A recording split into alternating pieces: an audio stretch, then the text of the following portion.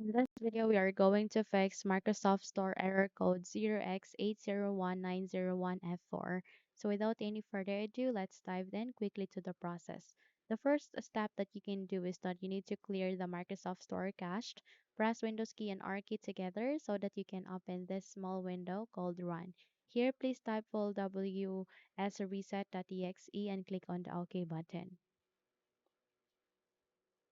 So wait until this procedure would be finished.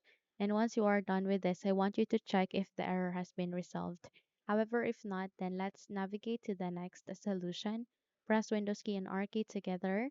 And this time, please type for services.msc. Click on the OK button.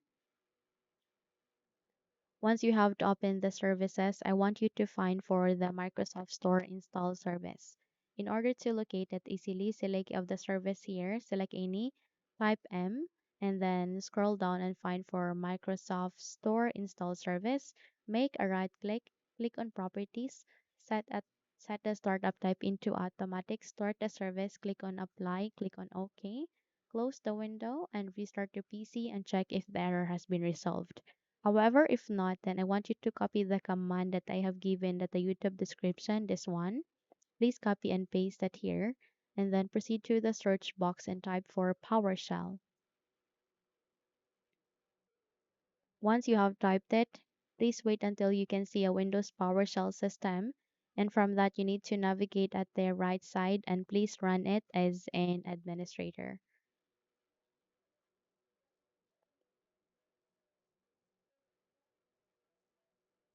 If your user account control would ask you to say yes, click on yes so that you can continue on running this window and please copy and paste this command.